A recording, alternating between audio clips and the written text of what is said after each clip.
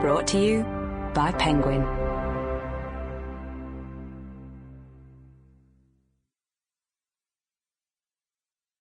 The Christmas Invitation by Trisha Ashley, read by Emma Powell. Prologue. Incised in Stone. 5th of January 2016. It was 12th night, and an icy wind prowled around the red house, occasionally causing a soft serration of snowflakes against the window, or howled menacingly down the chimney. "You have no teeth to harm me," murmured Clara Mame Doom. "You can huff and you can puff, but you cannot blow my house down." Lass, her husband's spaniel, who'd been temporarily banished to Clara's study from the hall while the huge Christmas tree was denuded of its baubles and tinsels, politely thumped her undocked tail on the floor.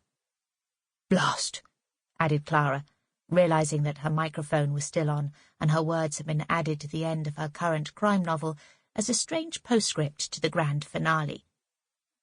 She deleted it, then switched off both microphone and computer and lay back in her chair, feeling that fleeting moment of catharsis that all authors experience after writing the final words of their current book, before the urge to start a new one sneaked in to occupy the empty space. Professor Clara Mame Doom was a large, vigorous woman in her late 70s, with a boldly curved nose, bright dark eyes, and a mass of silver-streaked steel-grey curls. She was clad in scarlet corduroy trousers and a rainbow-striped Peruvian jumper, across which marched a procession of llamas. This, together with the big silver sun and moon earrings she wore, had been this year's Christmas presents from her husband.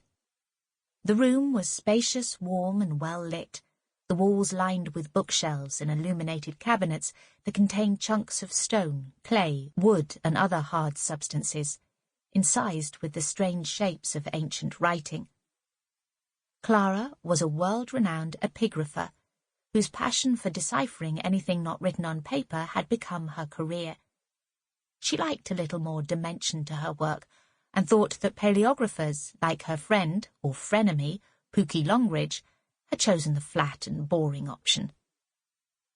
Clara's large U-shaped desk was in the centre of the room, facing the long windows onto the garden, and the computers, monitors, and laptop it bore reflected the different facets of her nature.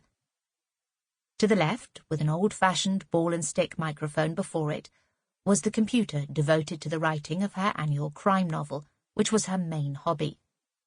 In the centre was a huge monitor on which she could examine in minute detail photographs of bits of pottery, clay tablets, or other inscribed surfaces, and which she could also move about like a virtual jigsaw puzzle until they fitted together.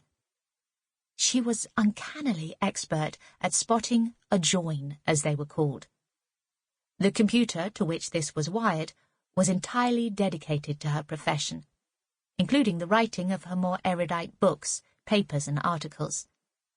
Her most recent book, in which she set out a new timeline for the development of 3 interlinked early forms of writing, had not so much set the cat among the pigeons in her field, but rather detonated a small explosion, leaving feathers everywhere. The laptop on the right-hand wing of the desk was used to email friends and family, surf the internet, and store personal photographs. She preferred things to be in compartments, and imagined her mind as a richly nectared honeycomb of interconnecting hexagonal cells.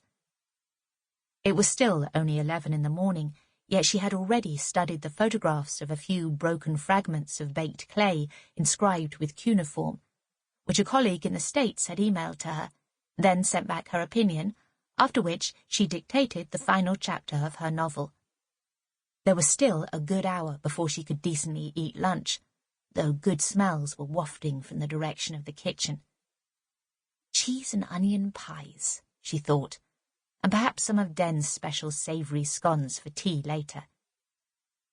The sound of Henry's mellow and resonant voice and the higher treble of her great-nephew, Teddy, moved off towards the front of the house, so they must have finished with the hall tree and were about to start on the smaller, artificial one in the bay window. Sample complete. Ready to continue?